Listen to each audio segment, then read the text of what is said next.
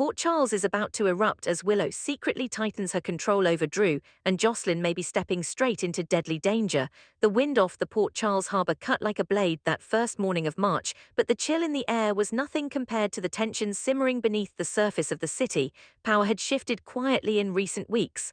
Alliances had formed in shadowed corners. And at the centre of it all stood a woman who had once seemed fragile, forgiving, and endlessly selfless. Now Willow Cain was something else entirely. Inside Drew Cain's home, the curtains were drawn tight.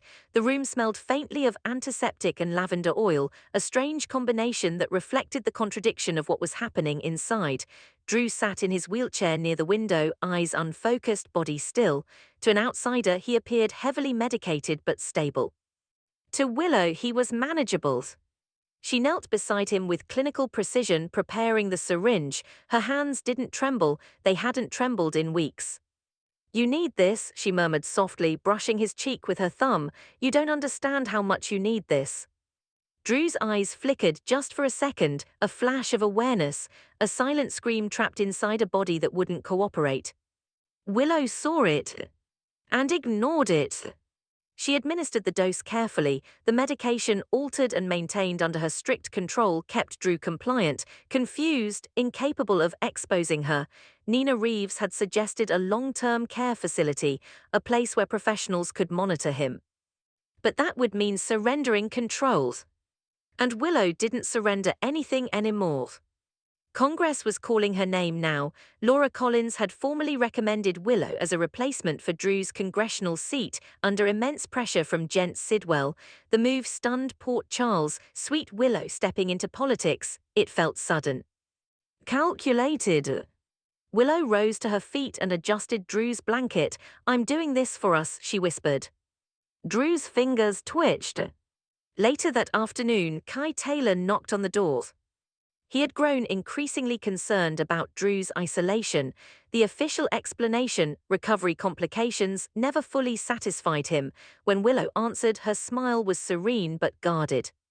"Kai, this is unexpected. I just wanted to check on him." She hesitated for half a second too long. Drew sat in the dim living room when Kai stepped inside. His friend's gaze locked onto him, and this time Kai saw it clearly, the distress, the silent pleading. "Drew," Kai stepped closer. Drew's jaw strained, his throat worked, a faint sound escaped, barely audible. Willow moved swiftly, placing a firm hand on Kai's arm. "He's had a rough morning. The medication adjustment makes him restless." "Medication adjustment," Kai repeated. She smiled again, calm, controlled. His neurologist recommended it. Kai wasn't convinced, not when Drew's eyes filled with unmistakable panic. But before he could push further, Willow gently ushered him toward the door. "I appreciate your concern," she said evenly, "but I have everything under control." Control? That word echoed long after Kai left. Across town at Windermere, another plan was taking shape, one far more reckless. Lucas Jones stood in the shadows of the grand foyer, heart pounding. The Casadine estate had seen countless schemes over the decades. Tonight it would host another. He wasn't there to steal jewels or secrets. He was there for a dose. The medication Willow had been giving Drew, Lucas needed a sample. If he could reverse engineer it, he could expose what she was doing, or possibly counteract it. Britt Westbourne waited near the docks, nerves frayed. She had argued against this plan from the beginning. "If you get caught," she had warned him earlier that day, "we're both finished." But Lucas was determined.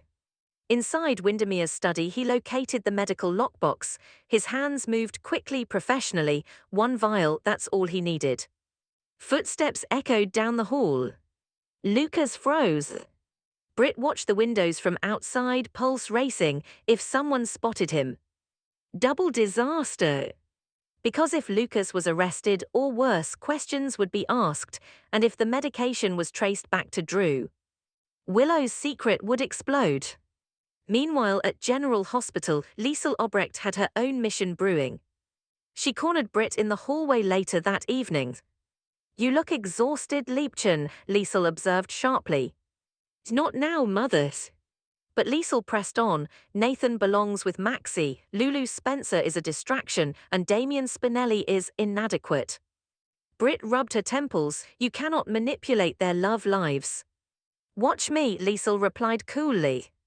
She laid out her idea, subtle interference, gentle nudges, reminding Maxie of what she once shared with Nathan, encouraging Nathan to reconsider.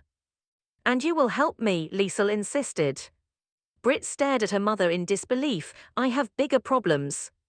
Bigger than destiny. Yes, Britt snapped, bigger than destiny.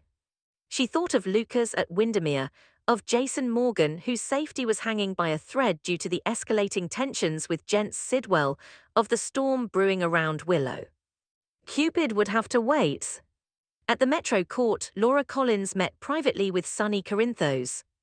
Sidwell's blackmail weighed heavily on her. He had forced her hand, pressuring her to recommend Willow for Congress in exchange for silence regarding sensitive city matters. I didn't have a choice, Laura confessed. Sonny leaned back, calculating, there's always a choice. Sidwell's imports into Port Charles remained suspicious. Lucy Coe had volunteered to investigate under the guise of business negotiations. She'll get close, Sonny assured Laura, close enough to see what he's bringing in. But what if he already suspects? Laura asked. As if on cue, Lucy found herself in an uncomfortable meeting with Sidwell that very evening. He watched her too closely, smiled too knowingly. Curiosity can be dangerous, Lucy, Sidwell warned softly. She laughed it off, played the flirtatious distraction. But inside, she wondered if she had pushed too far. And elsewhere in the city, danger took on a far more personal form. Josslyn Jacks lay awake in her dorm room, staring at the ceiling. Ross Cullum. The blizzard night they'd spent together replayed in her mind, his questions, his subtle probing. He had already suspected something was off. If he dug deeper, her WSB affiliation would surface. At a waterfront bar, Cullum studied his phone, intelligence reports, movement patterns, connections. Josslyn's name appeared more than once. Jack Brennan had warned her that Cullum was ruthless, that he used people, disposed of them when necessary. And if he discovered she knew about his connection to César Fayson's final project, he wouldn't hesitate. Cullum closed his phone slowly. Eliminate loose ends, he murmured. The storm wasn't coming. It was already here. The vial slipped from Lucas's hand. It hit the marble floor at Windermere and shattered. The sound was deafening in the silence. Lucas's blood ran cold. Another set of footsteps approached rapidly. He had seconds. Thinking fast, he grabbed a backup syringe from the lockbox and pocketed it. Not as clean, not ideal, but something. A voice echoed from the corridor. Who's there? Lucas darted toward the terrace doors and disappeared into the night. Britt saw him running and exhaled in shaky relief when he reached the docks. Did you get it? Partially, he admitted. Her fear deepened. You were seen. I don't think so. But in Port Charles, I don't think so was rarely good enough. The next morning, Kai returned to Drew's house unannounced. He didn't knock. He entered. Willow wasn't home. Drew sat slumped forward, but when Kai rushed to him, Drew's eyes snapped open, urgent, desperate. With monumental effort, Drew's finger scraped across a notebook on the table. Kai followed the motions. One word. Help. The realization hit like a freight train. This is her, Kai whispered. And for the first time, someone truly understood. Across town, Josslyn met with Jack Brennan in secret. You have to pull back, Brennan urged. I can't, she replied firmly. If Cullum's connected to Fayson's final project, we need proof. You're not expendable, Brennan snapped. But the truth was darker than either of them realized. Cullum had already pieced it together. He confronted Josslyn that night near Pier 54. You're not who you say you are, he said evenly. Her heart pounded, but she didn't flinch. And you are, she shot back. His smile was chilling. You know too much. For a moment she thought he might kill her right there. Instead, he stepped closer and whispered, let's see how loyal the WSB really is. Back at City Hall, Laura received devastating news. Sidwell's shipment had cleared customs. Whatever he was importing was now in Port Charles. And Sonny's attempt to intercept it had failed. Lucy barely escaped her meeting unscathed. Sidwell's suspicion was unmistakable now. The web was tightening. Willow, meanwhile, stood before a mirror preparing for a campaign appearance, confident, polished, unstoppable. Behind her, Drew's empty wheelchair sat abandoned. Because Kai had already called for help. As sirens wailed faintly in the distance, Willow's perfect world began to fracture. But even as the cracks spread, she smiled. Because she still believed she was 10 steps ahead. In Port Charles, power was shifting. Secrets were unraveling. And danger was no longer hiding in shadows. It was standing in plain sight.